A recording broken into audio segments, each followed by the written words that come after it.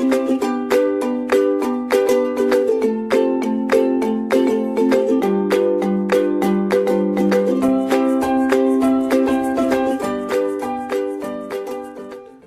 everyone, myself Vinay Mishra, the faculty of Mechanical Engineering Department of Ambalik Institute of Management and Technology, affiliated with AKTU. Today we are going to have a discussion for the subject Thermodynamics of BTech third semester from AKTU syllabus. In our previous lectures, we have talked about the first law of thermodynamics, the second law of thermodynamics, about entropy, about available energy, about unavailable energy, and some analysis regarding that. आज हम लोग बात करेंगे basically Rankine cycle के बारे में और steam की प्रॉपर्टीज़ के बारे में आज हम लोग डिस्कशन करेंगे। तो इसके पहले कि हम बताना चाहते हैं आप लोग को कि जस्ट इससे पहले जो लेक्चर हुआ था हमारा, उसमें भी हम लोगों ने कुछ स्टीम की प्रॉपर्टीज़ के बारे में पढ़ा था। तो आज उसी को कुछ कंटिन्यू करते हुए स्टार्ट करते हैं सेशन आज का। तो if you talk about steam, that how we will define steam is basically it is a water in a gases form. अगर सिंपल वर्ड्स में हम लोग कहें कि स्टीम क्या है, तो ये एक सिंपली अ वाटर है, एक पानी है गैसियस फॉर्म में। It is simply a water in gaseous form. Now how the steam is generated, how the steam is converted from water into steam, this happen when the certain amount of heat is being given to the water. यानी अगर हम water को गर्म करेंगे अपने boiling point के ऊपर, अगर 1 एटमॉस्फेयर की हम लोग बात करें तो उसके लिए बॉइलिंग पॉइंट वाटर का 100 डिग्री सेंटीग्रेड होता है। अगर इस तरीके से बॉयल करें कि उसका टेम्परेचर 100 डिग्री सेंटीग्रेड से अबव हो जाए तो वो कन्वर्ट होता जाएगा स्टीम में, कन्वर्ट होता जाएगा वेपर फॉर्म में। तो अगर हम लोग एक वर्ड यूज़ कर रहे हैं स्टीम, अगर हम लोग माइक्रोस्कोपिक व्यू में देखें तो steam is basically the perfect gaseous form of water. अब होता क्या है कि कभी कभी जो वाटर है वो पूरी तरीके से कन्वर्ट परफेक्टली गैसियस फेज में नहीं हो पाता है। तो होता क्या है, उसमें certain amount of particles water के लेफ्ट हो जाते हैं, उसमें बचे रह जाते हैं, जो वेपोराइज नहीं हो पाते हैं अच्छे से, जो कन्वर्ट नहीं हो पाते हैं गैसियस फॉर्म में। तो उनकी वजह से क्या होता है, स्टीम पूरी तरीके से परफेक्टली गैसियस फॉर्म में नहीं आ पाती। तो उसे हम कहते हैं दिस इज वेट स्टीम। यानी wet steam is basically the mixture of steam along with the water particle itself. यानी वो स्टीम जिसमें वाटर पार्टिकल्स प्रेजेंट हों, जो वेपोराइज नहीं हो सके हैं वेपोराइजेशन प्रोसेस के दौरान हीट देने के बाद में। तो ऐसे स्टीम को, ऐसे मिक्सचर को जिसमें वाटर पार्टिकल्स भी होगा, गैसेस फॉर्म भी होगा वाटर का, उसको हम कहेंगे दिस इज वेट स्टीम। और स्टीम की वो स्टेज, वो फेज जिसमें वाटर पार्टिकल्स पूरी तरीके से कन्वर्ट हो जाएं परफेक्टली गैसेस फॉर्म में, at that condition the steam is known as dry saturated steam. That means in dry saturated steam the presence of water particles are zero. Water particle in the sense water droplets की अगर हम लोग बात करें, अगर ऐसा water जो gases phase में कन्वर्ट ना हुआ हो वो ज़ीरो है यहाँ पे। यानी जो भी स्टीम आप लोग के पास है, जो भी वेपर हम लोग के पास में है, वो परफेक्टली गैसेस फॉर्म में है। तो उस कंडीशन में वाटर का जो ड्रॉपलेट्स है वो, उसको हम ज़ीरो कहेंगे, और जो मिक्सचर और जो सब्सटेंस है हमारा, जो वेपर है हमारा, उसको हम ड्राई सैचुरेटेड स्टीम कहेंगे। स्टीम को हम ड्राई सैचुरेटेड स्टीम कहेंगे। सुपर हीटेड स्टीम, हमने पानी को गर्म किया तो मिक्सचर बना। अगर मान लीजिए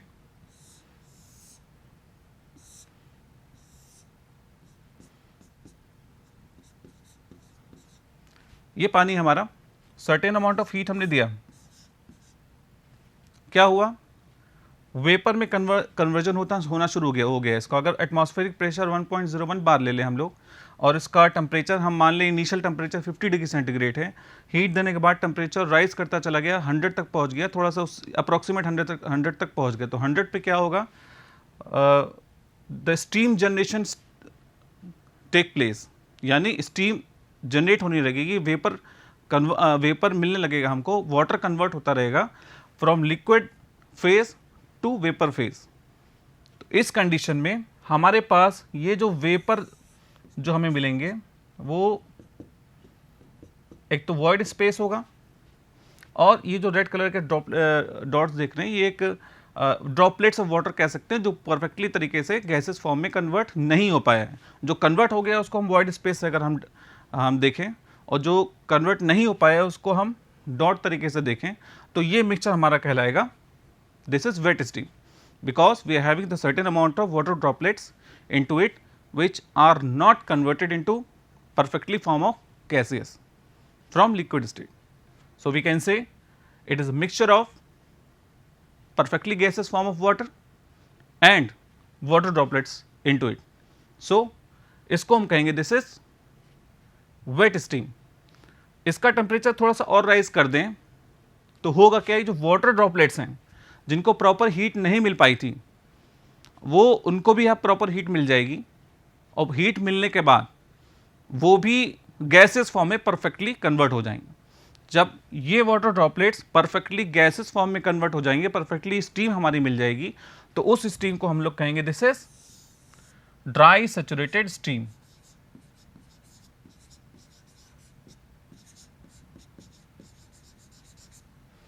and this is wet steam.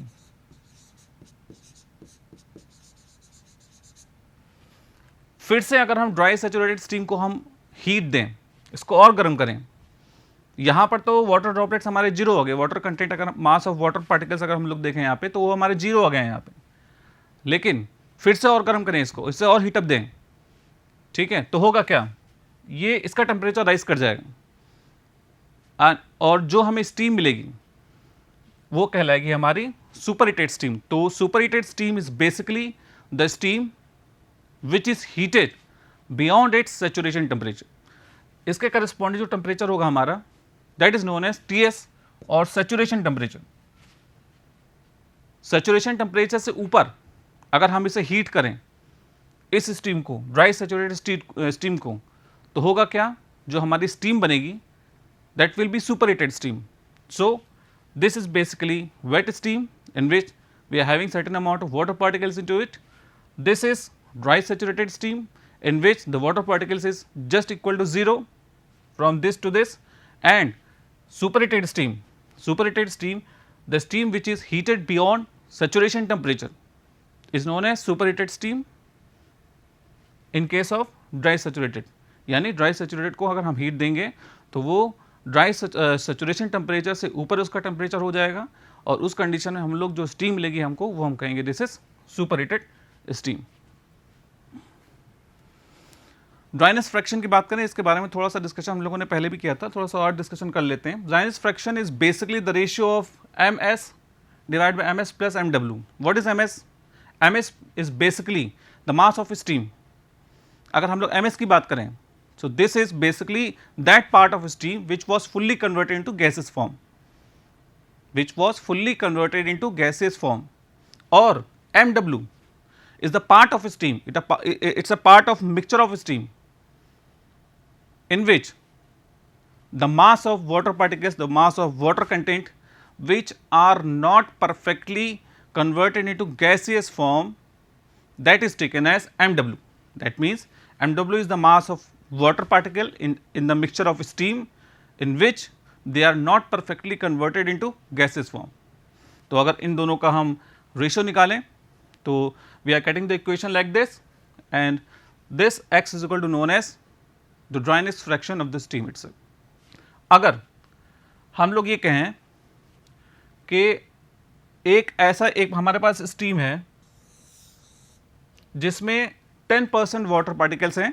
अगर हम लोग वाटर पार्टिकल्स कह रहे हैं, वैसे तो पूरा ही वाटर है, लेकिन वाटर पार्टिकल्स की हम लोग बात करेंगे या वाटर बाय मास की अगर हम लोग बात करेंगे तो इसका मतलब ये है कि ये जो 10% पार्टिकल्स हैं ये पूरी तरीके से गैसेस फॉर्म में कन्वर्ट नहीं हो पाए हैं जब हीट हमने दिया था किसको, वाटर को, स्टीम में कन्वर्ट करने के लिए। तो इस कंडीशन में जो वाटर पार्टिकल्स हैं हमारे 10% बाय मास हैं, तो बचा हुआ हमारे पास कितना है, यानी 90% हमारा जो बचा हुआ है वो स्टीम है जो परफेक्टली कन्वर्ट होगी गैसेस फॉर्म में। बची हुई कितना है, 10%। 10% जो मास है पार्टिकल्स का वो कन्वर्ट नहीं हो पाया है गैसेस फॉर्म में, जिसका मास है 10% of total.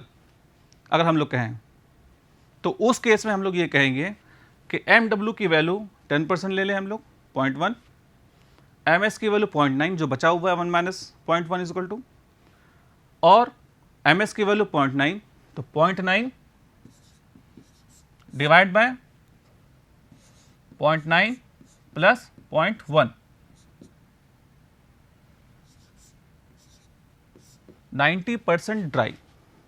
This is known as dryness fraction, means कितनी ड्राई है, यानी ये स्टीम जो है 90% ड्राई है और 10% वेट है। So will say in the simple words that the dryness fraction of this particular steam is equal to 90% और we can say is equal to 0.9। Okay, अगर हम लोग ये बात करें ड्राई सैचुरेटेड के बारे में बात करें, तो ड्राई सैचुरेटेड के बारे में हम लोग ये देखेंगे कि इसकी वैल्यू रिड्यूस होकर के जीरो हो जाएगी जब वाटर पार्टिकल्स पूरी तरीके से कन्वर्ट हो जाएंगे गैसेस फॉर्म में। जो वाटर पार्टिकल्स हमारे मिक्सचर में हैं, तो उस कंडीशन में क्या होगा, हमारे पास वाटर पार्टिकल्स नहीं बचेंगे। ठीक है, at that condition when total conversion of water particles take place perfectly into gaseous form, in that condition that kind of steam is known as dry saturated steam, and at that condition the value of x is equal to 1. That means अगर ms की value यहाँ पर mw की value 0 हो जाए, जाहिर सी बात है वाटर पार्टिकल्स नहीं है जो है वो कन्वर्ट हो गए इस फॉर्म में, हमने हीट दिया सैचुरेटेड कंडीशन में, तो उस कंडीशन में mw की वैल्यू 0 हो जाएगी, ms divided by ms is equal to 1. That means at that condition we are getting the value of x is equal to 1 or 100%. In this condition we can say the condition of steam is dry saturated. We can say the condition of steam is dry saturated. That means all the molecules are being converted into gaseous form perfectly, और जो भी हमारे पास water content है वो नहीं है basically वहाँ पे। ठीक है, तो इस कंडीशन में हम लोग कहेंगे the steam is known as dry saturated, और अगर वाटर कंटेंट है then the steam is known as wet. और अगर इसी स्टीम को अगर हम x=1 वाली स्टीम को अगर हीट अप कर दें तो वो सुपर हीटेड स्टीम हमारी बन जाएगी। ठीक है, अब हम लोग देखते हैं latent heat, sensible heat, specific heat. See, latent heat is basically the kind of heat which is used to change the phase of a substance at constant temperature. Okay, that means latent heat is the amount of heat required to change the phase of the substance at constant temperature. For example, अगर हमारे पास पानी है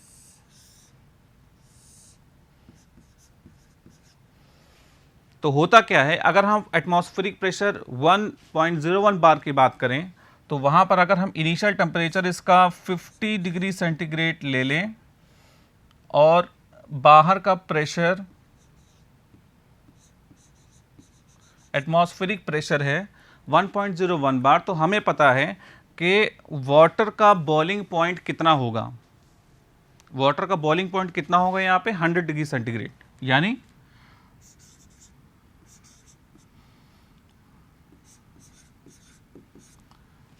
the boiling point of water is 100 degree centigrade for this atmospheric pressure that is equal to 1.01 bar.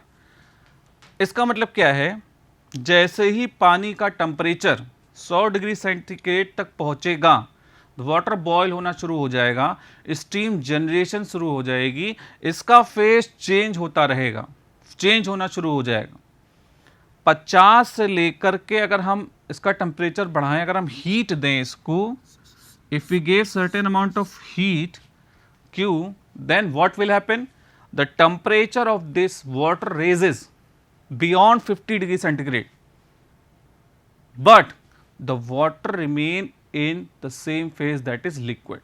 That means 50 से अगर heat दे रहे हैं तो 50 degree centigrade से 60 जाएगा, 70 जाएगा, 80 जाएगा, 90, 99 तक मान के चलिए कि इसका टेम्परेचर 99 तक गया, 99 डिग्री सेंटीग्रेड तक। लेकिन इस दौरान इसका फेज चेंज नहीं हुआ, इसका हीट कंटेंट बढ़ता रहा, हीट हमने देते रहे, हीट कंटेंट इसका बढ़ता रहा, लेकिन इसका फेज चेंज नहीं हुआ।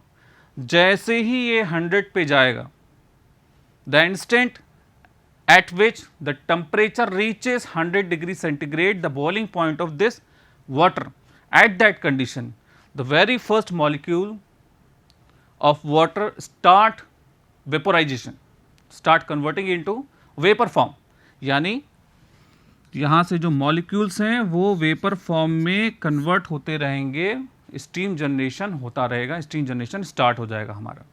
ठीक है, अब पहली चीज़, जो हम हीट दे रहे हैं 50 से लेकर के 99 तक तो इसका फेज चेंज नहीं हुआ, 50 से लेकर 99 तक नहीं हुआ, 99.9 तक नहीं हुआ। 100 पे क्या हुआ? 100 पे जैसे पहुंचा वैसे ही इसका फेज चेंज होने लगा। फेज चेंज होने का लगा का मतलब ये लिक्विड फॉर्म से वेपर फॉर्म में बदलने लगा। ठीक है, तो होगा क्या,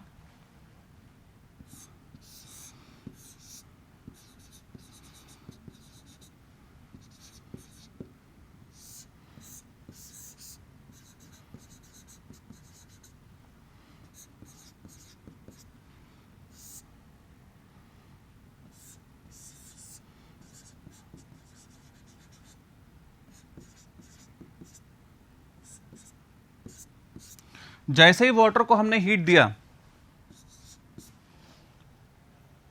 वाटर का टेम्परेचर राइज होता गया, 50 डिग्री सेंटीग्रेड से 100 तक पहुंच गया। अब बहुत ही स्मॉल इंस्टेंट की हम लोग बात कर रहे हैं, 100 डिग्री सेंटीग्रेड वाटर बहुत ही थोड़े समय के लिए कन्वर्ट होगा सेम टेम्परेचर पे वेपर में, कन्वर्ट होगा सेम टेम्परेचर पे 100 degree centigrade, 100 degree centigrade vapour में कन्वर्ट होगा। ठीक है, उस कंडीशन में जो आप हीट देंगे that is equal to latent heat, और we can say QL is the amount of heat which is given to the water at 100 degree centigrade to convert into steam at the same temperature, that is 100 degree centigrade, when we are talking about the atmospheric pressure to be 1.01 bar। यानी यहाँ पे इसकी value होना ये ज़रूरी है, अगर ये वैल्यू चेंज हो जाएगी तो हमारा बॉइलिंग पॉइंट भी चेंज हो जाएगा। इसलिए हम बार बार इसको यूज़ कर रहे हैं, एटमॉस्फेरिक प्रेशर की वैल्यू 1.01 बार होना जरूरी है। चेंज होगा तो क्या होगा उसको बारे में भी आगे हम लोग देखेंगे। ठीक है, तो बेसिकली 1.01 बार के लिए हम लोग बात कर रहे हैं। यहाँ पे होगा क्या, जैसे ही हम लोग हीट देंगे वाटर को, वाटर सेम कांस्टेंट टेम्परेचर पे स्टीम में कन्वर्ट होगा, 100 डिग्री सेंटीग्रेड वाटर कन्वर्ट होगा 100 डिग्री सेंटीग्रेड स्टीम में। यहाँ पर जो हीट हम लोगों ने दिया था उसका यूज हो रहा है इसका टेम्परेचर बढ़ाने में। कभी कभी क्वेश्चन ये पूछा जाता है, लेटेंट हीट जब हम लोग देते हैं तो उसका टेम्परेचर क्यों नहीं राइज करता है? ऐसा राइज करने वाली कोई बात ही नहीं, क्योंकि उसका यूज जो है फेज ट्रांसफॉर्मेशन में हो जाता है। जो आप एनर्जी दे रहे हैं उसका यूज फेज ट्रांसफॉर्मेशन में हो रहा है, यानी जो यहाँ पे एनर्जी जो यूज हो रही है वो टेम्परेचर को बढ़ाने में यूज हो जा रही है। यहाँ पर जो एनर्जी यूज हो रही है वो फेज को चेंज करने में यूज हो जा रही है। तो हम लोग ये मान के चलेंगे कि कांस्टेंट टेम्परेचर। तो basically this amount of latent heat, this amount of heat which is required to change the phase of water from 100 degree centigrade to steam into at 100 degree centigrade, this amount of heat is known as latent heat, or we can simply say the amount of heat required to change the phase at constant temperature is known as, we can say, latent heat of the system. इसकी value kilo joule में होती है। अगर पर kilogram के लिए हम लोग निकालें, यूनिट मास के लिए निकालें, तो किलो जूल पर किलोग्राम के लिए के फॉर्म में होगी इसकी। ठीक है, तो इस तरीके से हम लोग देखते हैं कि लेटेंट हीट की वैल्यू बेसिकली फेज ट्रांसफॉर्मेशन में यूज होती है at constant temperature and pressure. तो इस तरीके से हम लोगों ने देखा लेटेंट हीट क्या होती है। अब देखते हैं सेंसिबल हीट। अगर हम लोग सेंसिबल हीट की बात करें तो heat required to change the temperature in the same phase. यहां पर तो बात किया था हम लोगों ने the heat required to change the phase.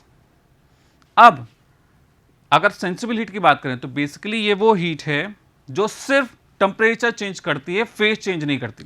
यानी the amount of heat required to change the temperature of the system without changing its phase, that is known as sensible heat. That means it is the heat required to change the temperature of a substance in the same phase. Okay, तो हम लोग same phase की अगर हम लोग बात करें तो यहां पर हम लोग देखें अगर 50 डिग्री सेंटीग्रेड वाटर था, 100 डिग्री सेंटीग्रेड वाटर में कन्वर्ट हुआ, यहां पर चेंज नहीं हुआ फेज। यहां पर फेज बेसिकली चेंज नहीं हुआ, फेज वाटर ही रहा, फेज चेंज नहीं हुआ, टेम्परेचर चेंज हो गया। टेम्परेचर 50 से 100 डिग्री सेंटीग्रेड हो गया। तो this amount of heat which is use to change the temperature of this water in the same phase is known as sensible heat. We can say simply this is the amount of heat known as sensible heat because it is used to change the temperature of a substance, that is water, in the constant phase in the same phase. Okay, इसकी value अगर हम लोग निकालें, Q की value अगर हम लोग निकालें तो बेसिकली हम लोग देखेंगे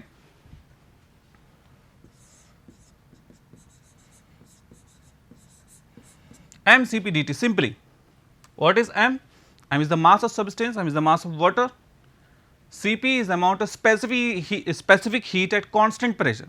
हम लोग मान के चलते हैं कि प्रेशर, एटमॉस्फेरिक प्रेशर आपका यहाँ पे कांस्टेंट है, सेम एटमॉस्फेयर में ये परफॉर्म हो रहा है, तो प्रेशर हम लोग कांस्टेंट मान के चलते हैं। तो उस कंडीशन में जो अमाउंट ऑफ स्पेसिफिक हीट होगी उसको हम कहेंगे this is Cp। In detail में भी हम लोग उसको बारे में देखते हैं Cp होता क्या है, Cp और Cv क्या होता है। तो बेसिकली यहाँ पे Cp भी हो सकता है, Cv भी हो सकता है। स्पेसिफिक हीट की हम लोग बात कर रहे हैं, Cp Cv दोनों हो सकते हैं, लेकिन यहाँ पे जो C जो है दैट इज स्पेसिफिक हीट। तो इस कंडीशन में कहेंगे हम लोग the amount of heat given to the substance in order to change the temperature is known as sensible heat in the constant phase, or we can say in the same phase. यानी same phase में अगर m mass of water है, specific heat उसकी Cp है, और change in temperature 50 से 100 degree centigrade, change in temperature कितना हुआ 100 minus 50, that means 50 degree centigrade और 50 यूनिट। तो वहाँ पर 50 Cp वाटर के लिए 4.18 और m की वैल्यू जितना भी दे रखा है आपको, 1 अगर दे रखा है तो 1 लेके चलेंगे, 2 का दे रखा है 2 लेके चलेंगे, उसकी वैल्यू कैलकुलेट कर लेंगे और वो हमारा आ जाएगा किलो जूल, या जिसमें भी आप लोग यूनिट में किलो जूल पर केजी या जो भी आप इसमें वैल्यू निकालेंगे उसकी वैल्यू सेंसिबल हीट की वैल्यू उसमें आ जाएगी। तो इस तरीके से हम लोगों ने देखा कि किस तरीके से लेटेंट हीट और सेंसिबल हीट आपस में डिफर करते हैं, सेंसिबल हीट क्या होती है और लेटेंट हीट क्या होती है। अब देखते हैं स्पेसिफिक हीट पे।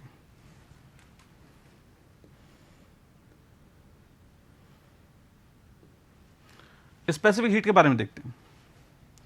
Specific heat at constant pressure, specific heat at constant volume. तो basically we are having two types of specific heat. The first one is the specific heat at constant pressure which is known as Cp, and the second one specific heat at constant volume which is known as Cv. If the process take place in such a way that pressure remain constant, in that condition the value of specific heat is known as Cp or specific heat at constant pressure. If the process take place in such a way that volume remain constant, in that condition the value of specific heat is known as specific heat at constant volume or Cv. इससे पहले हम लोगों को देखा sensible heat. अगर एक expression के form में इसको डिराइव करने की कोशिश करें, dt q अपॉन dt, अगर m लेके चलें,